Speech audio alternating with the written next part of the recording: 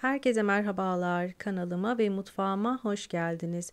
Tarifime geçmeden önce ülkemizde meydana gelen depremde hayatlarını kaybedenlere rahmet, tüm yaralı vatandaşlarımıza acil şifalar diliyorum.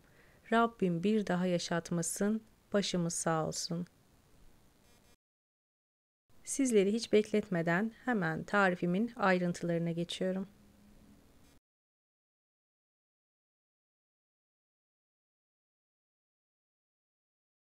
Poğaçanın hamuru için yoğuracağım kabın içerisine 1 su bardağı ılık suyumu hemen ilave ettim. Daha sonra 1 su bardağı ılık sütümü de ilave ediyorum. 1 paket kuru maya, dilerseniz yarım paket yaş maya da kullanabilirsiniz.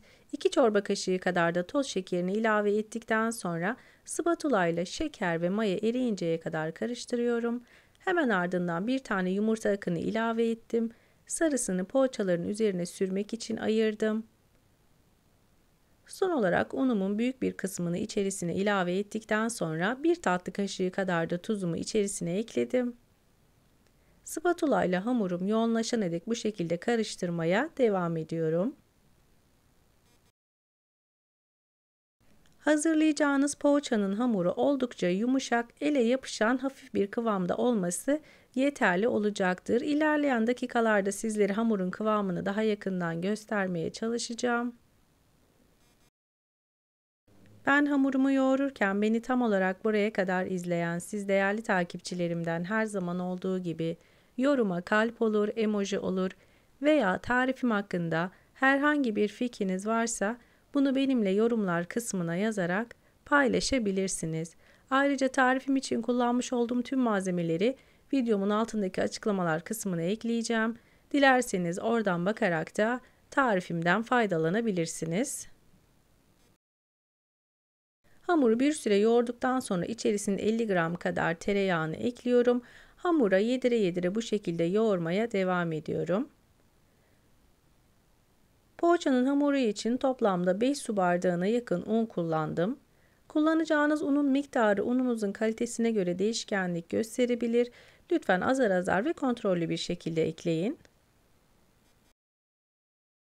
Hamura tereyağını ekledikten sonra kesinlikle un ilavesi yapmadım. Yedire yedire gördüğünüz gibi kıvamını aldı. Hafif ele yapışan bir kıvamda.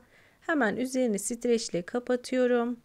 Ortam sıcaklığına göre yaklaşık 1 saat kadar hamuru mayalandırılması için bekleteceğim. Mayalanan hamuru öncelikle havasını alıyorum. Bu tarz tariflerde yapmış olduğunuz hamurun mutlaka havasını alın. Aksi takdirde yapmış olduğunuz hamur işlerinden maya kokusu ve maya tadı alırsınız.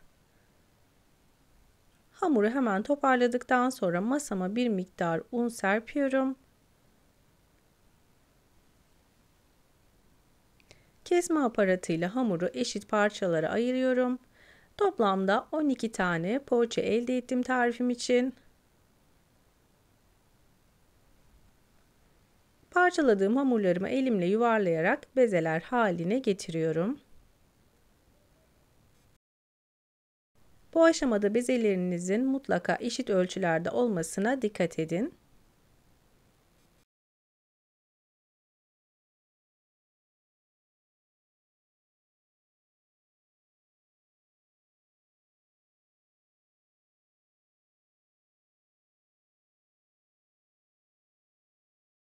Hamurlarımın tamamını bezeledikten sonra uygun bir tepsiye 1 yemek kaşığı kadar sıvı yağ ekledim.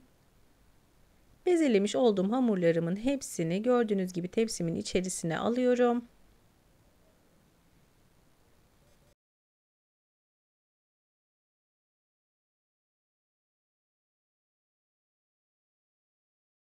Üç yemek kaşığı kadar sıvı yağla fırça yardımıyla hazırlamış olduğum hamurların her tarafına gelecek şekilde sıvı yağla yağlıyorum.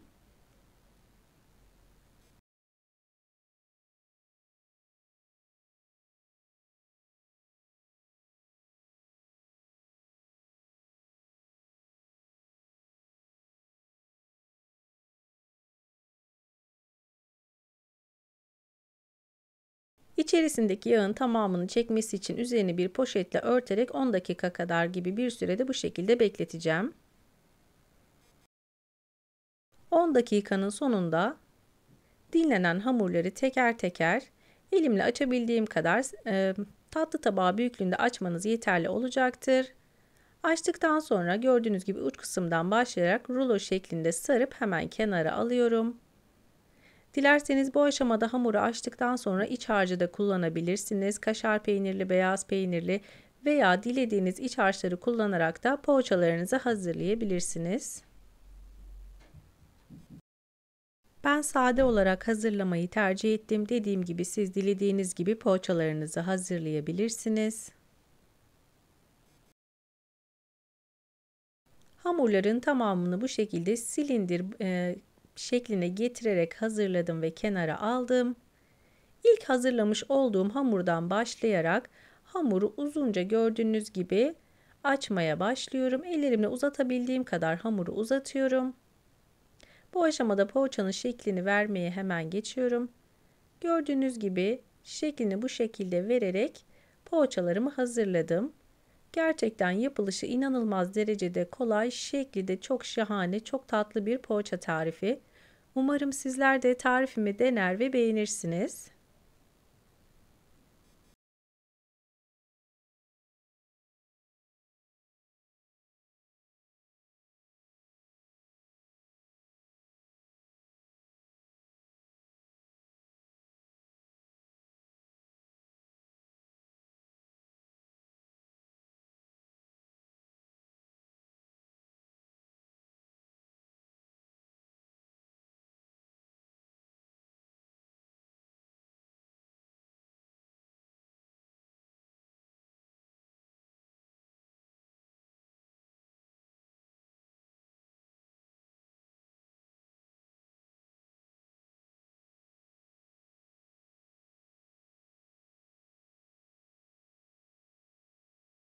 Poğaçaların tamamının şeklini verdikten sonra yağlı kağıt serdiğim fırın tepsimin içerisine aldım.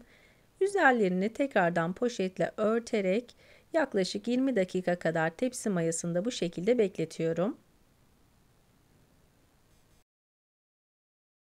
Tepsi mayasını beklettikten sonra gördüğünüz gibi poğaçalarım çok güzel bir şekilde kabardı. Bu aşamada bir tane yumurta sarısını kenara ayırmıştım. İçerisine bir tatlı kaşığı kadar süt ilave ettim. Fırça yardımıyla poğaçalarımın her tarafına gelecek şekilde özenle sürüyorum. Yumurta sarılarını sürerken fırınımı da önceden ayarladım ve ısıttım. 180 derece alt üst ayar fırında poğaçalarımı ısınmış olan fırında pişireceğim. Yumurta sarılarını sürerken bu aşamada fırınımı da önceden ayarladım. 180 derece alt üst ayar fırına getirdim.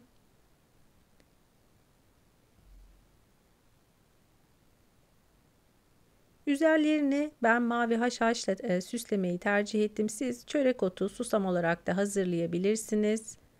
Poğaçaların fırına gitmesi için artık hazır. Gördüğünüz gibi altı üstü nar gibi kızarmış. Gerçekten şekli şahane, oldukça lezzetli ve yapılışı da inanılmaz derecede kolay olan bir poğaça tarifi hazırladım bugün. Umarım tarifimi dener ve beğenirsiniz. Tarifimi buraya kadar izlediyseniz ve beğendiyseniz mutlaka beğen butonuna basmayı, kanalıma hala abone olmadıysanız kanalıma şu an ücretsiz bir şekilde abone olabilirsiniz. Hemen yanındaki bildirim zilini açarak da yeni yapmış olduğum tariflerden anında haberdar olursunuz. Tarifimi şimdiden yapıp deneyecek olanlara afiyet olsun, kolay gelsin. Sizler tarifimin güzelliğini izlerken ben de sizlere veda edeyim. Bir tarifimin daha sonuna geldik. Videomu izlediğiniz için herkese çok teşekkür ederim. Başka tariflerde, başka lezzetlerde görüşmek üzere. Hoşça kalın. Allah'a emanet olun.